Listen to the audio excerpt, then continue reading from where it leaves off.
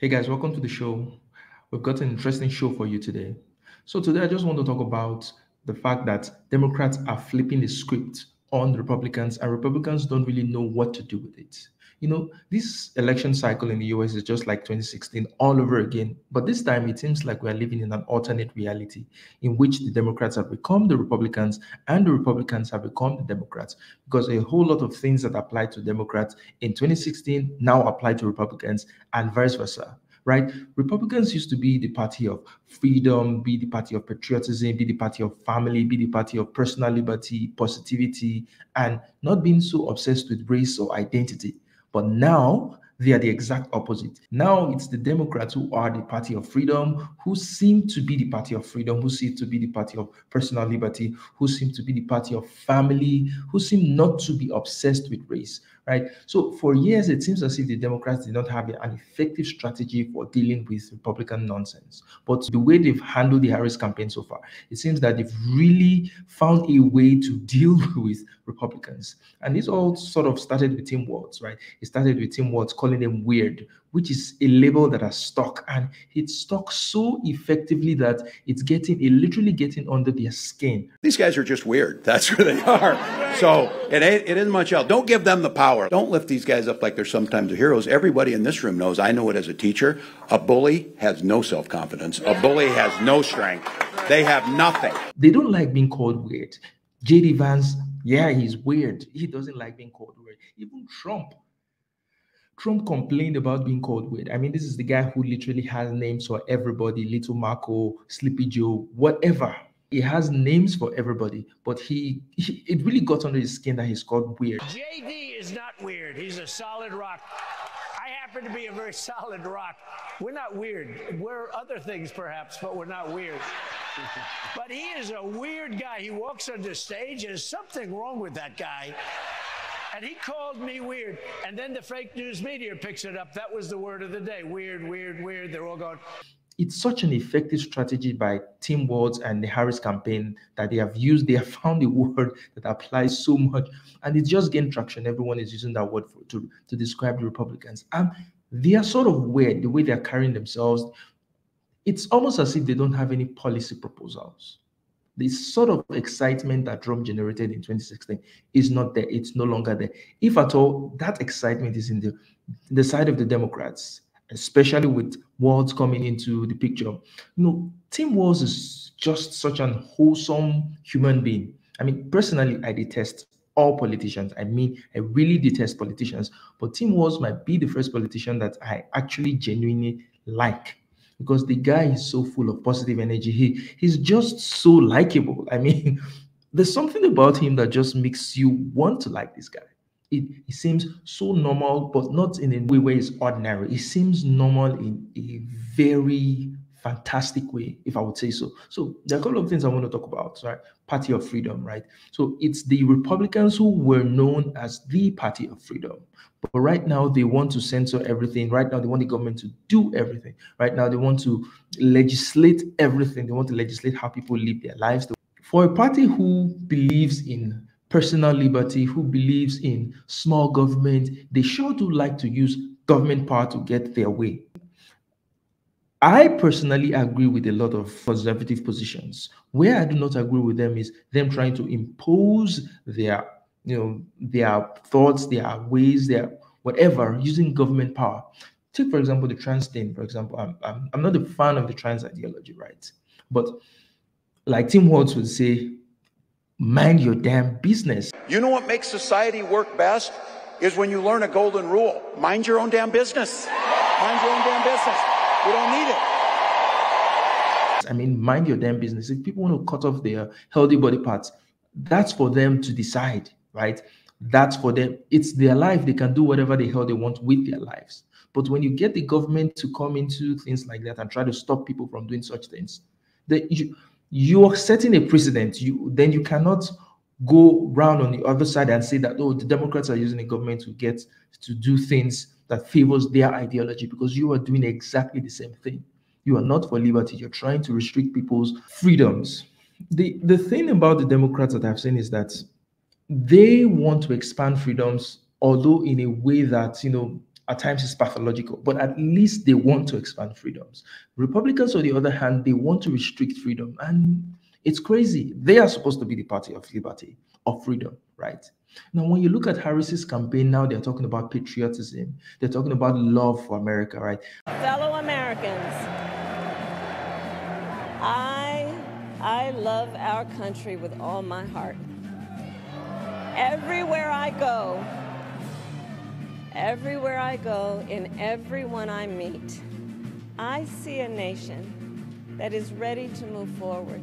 And this is something that you saw in the side of the Republicans in 2016 and years after that. Even in that line, that punchline right before you accept your party's nomination, she talked about the greatness of America. She talked about the very things that Republicans used to talk about until they started running down America, saying what a horrible country it was. Donald Trump saying what a failed country it was, what a nation in decline it was. She went there, and I thought, Willie, most importantly, the Democratic National Convention went there all week with chants of USA, with flags waving, with one speaker after another going on and on about how great America was and how this could only happen in the United States of America. But now what you see a deep suspicion of America. You see sort of a negative energy towards America that the Republicans are displaying right now. So it just seems like all the joy, all the happy things that you would typically associate with Republicans are now being associated with Democrats. They have totally flipped the script. It's like the party switch. It's like the party switch all over again, and Republicans are just flailing. The best they can come up with to counter the Democrats is to just call them communists. I mean, calling someone communist is not an effective strategy. It's not an effective comeback. Calling Kamala Harris communist, Joe Biden communist, doesn't make any sense. Democrats have also shown themselves to be the party of family. Kamala Harris has announced proposals on how she's going to support families, children. She's going to give a child tax credit to people with children, right? The funny thing is that she's been attacked for this.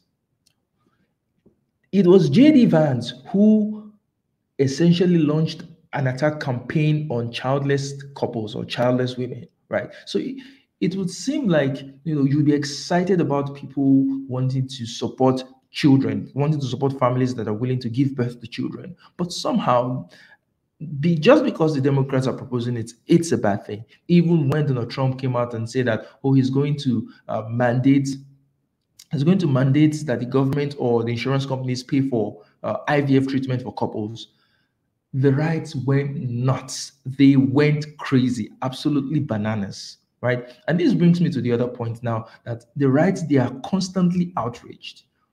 One outrage, I can literally every day there is one outrage after the other.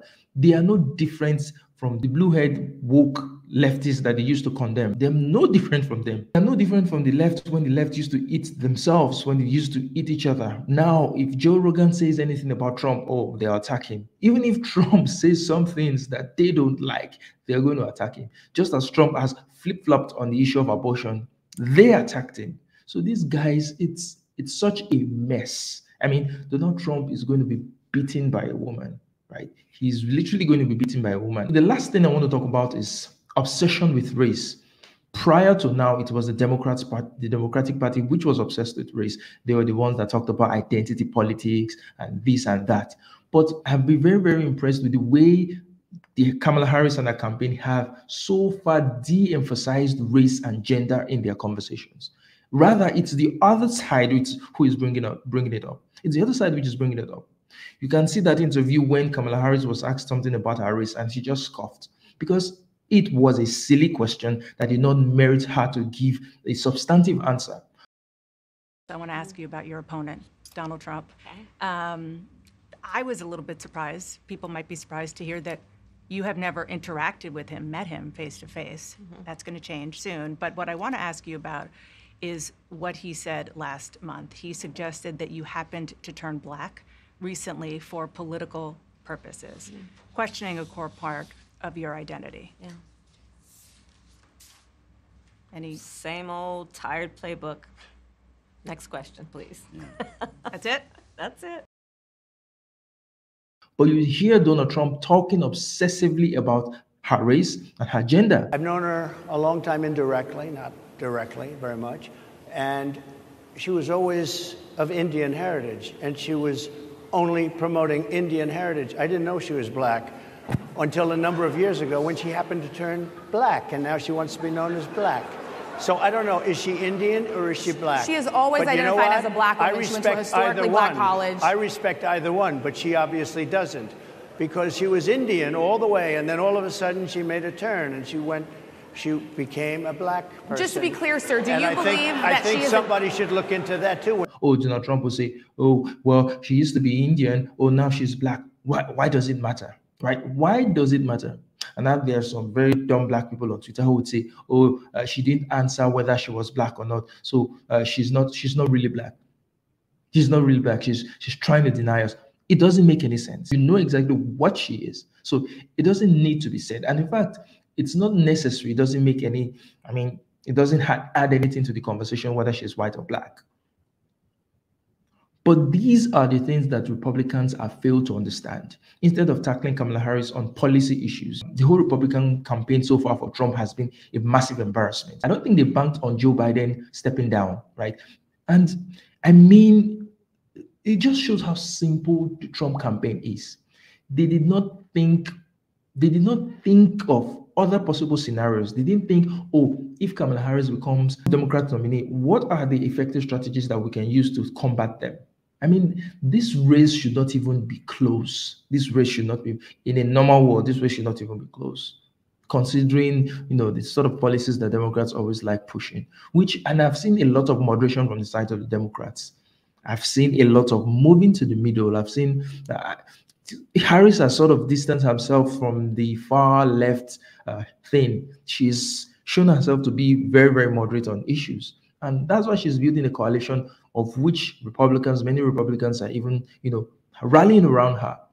That is the kind of politician that I think America needs. Not the one that's always divisive, not the one that's always hauling out insults, not the one that is always bitter, not the one that is always vengeful, which is something you see with Trump and his campaign. So essentially, Democrats have flipped the script on Republicans, and Republicans don't know what to do with it.